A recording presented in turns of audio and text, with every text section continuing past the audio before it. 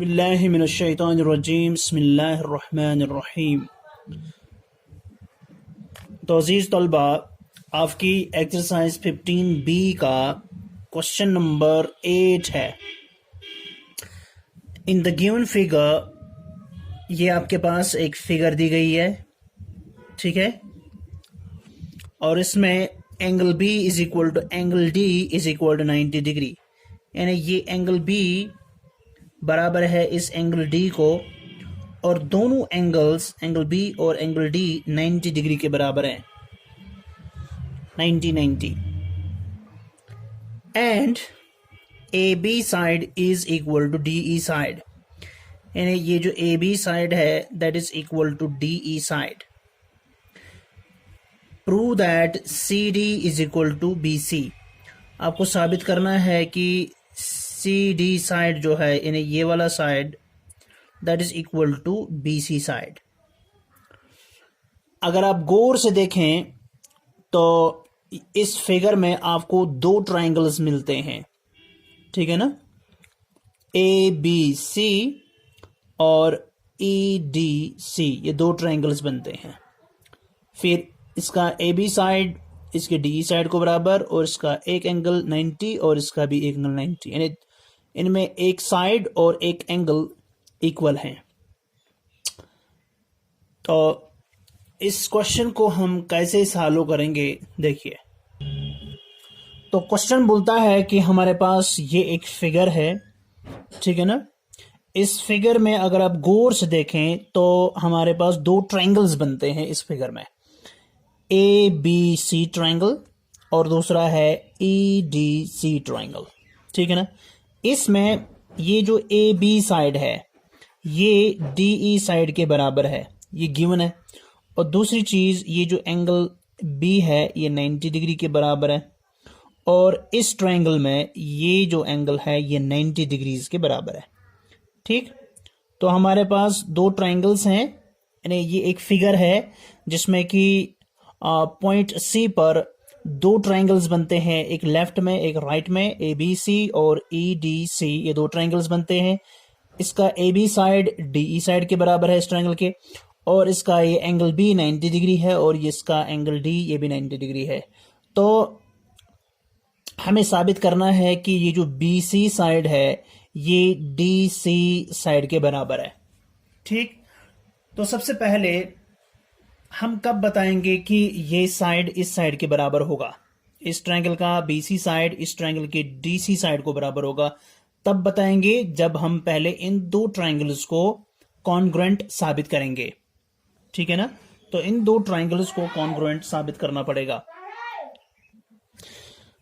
तो देखिए हम क्या करेंगे, क्योंकि इस फिगर में हमें दो ट्रायंगल्स बनते हैं, ए बी सी और दूसरा ई डी सी, तो हम बताएंगे इसका solution in triangle A B C and triangle E D C and triangle E D C, ये दो ट्रायंगल्स में, इन दो ट्रायंगल्स में क्या है, angle B is equal to angle D. क्यों? तो इस ट्रायंगल ए बी सी और ई डी सी में angle B is equal to angle D. देखिए एंगल बी जो है वो एंगल डी के बराबर है। क्यों? क्योंकि बोथ आर 90 डिग्री, क्योंकि वहीं से दिया है given both are 90 degree, both are 90 degree, ये गिवन है वहीं से कि दोनों 90 डिग्री हैं। तो angle B is equal to angle D.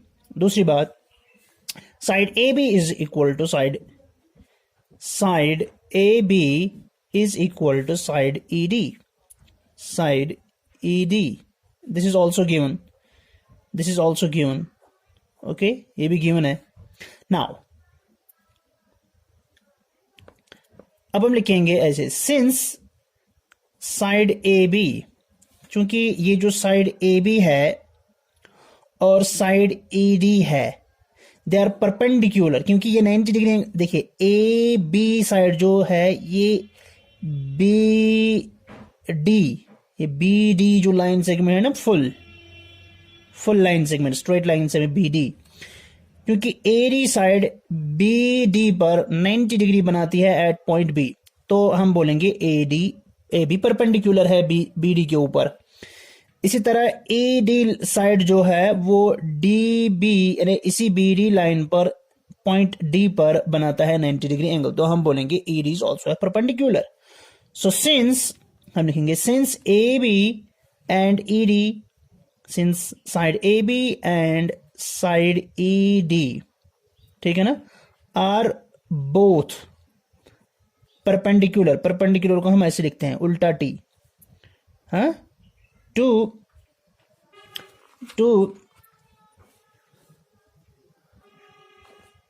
Side B D, ठीक है ना, this is perpendicular to side B D and this is also perpendicular to side B D, ठीक है ना। देयरफॉर हम क्या बोलेंगे, जब ये भी परपेंडिकुलर है बी डी पर और ये भी परपेंडिकुलर है बी डी पर, तो हम बोलेंगे ए बी और डी ई ये क्या है, ये पैरेलल लाइंस हैं। Therefore A B, side A B is parallel to side E D, है ना। जब दोनों लाइन सेगमेंट्स 90 डिग्री यानी परपेंडिकुलर है एक लाइन पर, सेम लाइन पर, तो इसका मतलब दोनों परपेंडिकुलर जो हैं वो पैरेलल हैं, ठीक है ना। तो A B is parallel to E D. Now अब जब ये दोनों पैरेलल हैं एक दूसरे के और ए ई इज ट्रांसवर्सल, यानी A B and E D are the two parallel lines and A E is transversal.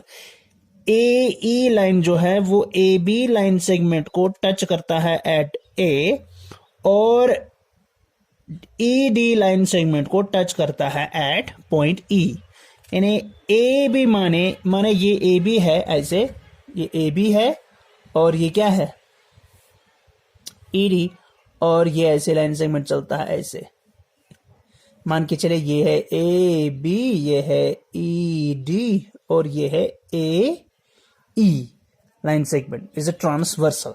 तो यहां से एक एंगल बनता है और यहां से एक एंगल बनता है, यानी ये वाला एंगल, ये एंगल ए और ये एंगल ई, ठीक है ना। ये दो एंगल जो हैं इनको बोलते हैं interior alternate angles. Alternate angles इसलिए बोलते हैं कि एक ट्रांसवर्सल के लेफ्ट में है और एक ट्रांसवर्सल के राइट में है, यानी ये जो लाइन सेगमेंट ए ई है इसके एक तो लेफ्ट में है एक राइट में है, इसको बोलते हैं ऑल्टरनेट।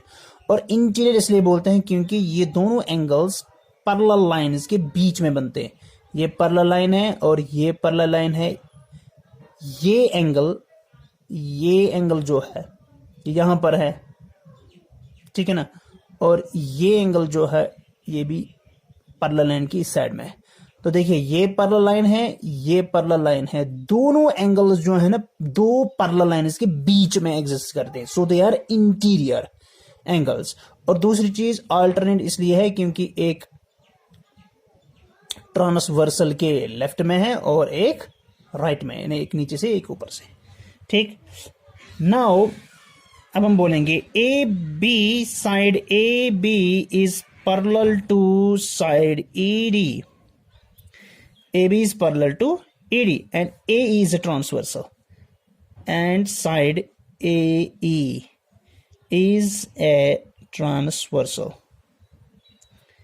एक ट्रांसवर्सल है, ठीक। Therefore जब ये लाइन और ये लाइन पैरेलल है और ये एक ट्रांसवर्सल है, ठीक है ना, तो क्या होता है, तो angle A is equal to angle E।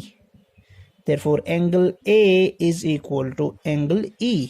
Why? Angle A क्यों बराबर है एंगल E को, क्योंकि ये इंटीरियर ऑल्टरनेट एंगल्स हैं, इंटीरियर ऑल्टरनेट एंगल्स, ये सिंबल ये ऐसे होगा एंगल्स, इंटीरियर ऑल्टरनेट एंगल्स। और इंटीरियर ऑल्टरनेट एंगल्स हमेशा इक्वल होते हैं।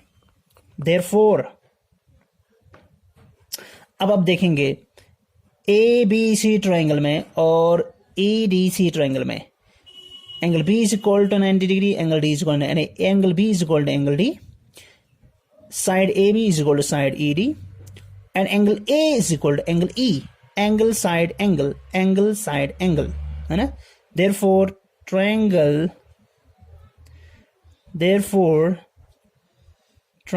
ABC, या in triangle ABC and triangle ADC, angle B is equal to angle D, side AB is equal to side ED, and angle A is equal to angle E.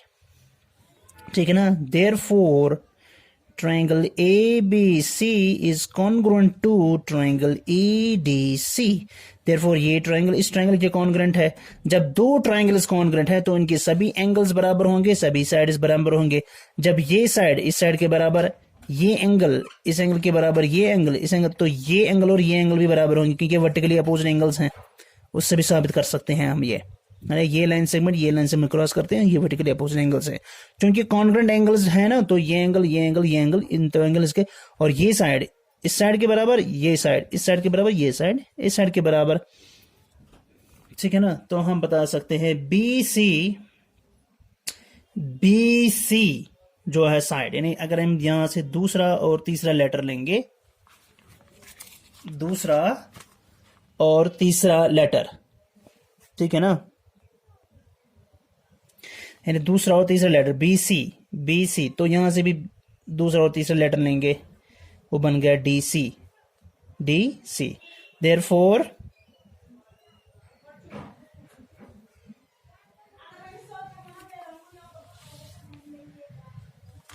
Therefore हम बताएंगे यहां से BC side is equal to DC side या CD side. Therefore we can say therefore CD side is equal to BC side. क्यों? क्योंकि reason क्या है? Because these are the corresponding sides of two congruent triangles. Corresponding sides of two congruent triangles. तो ये आपका question number 8 solve हो गया. ठीक है ना?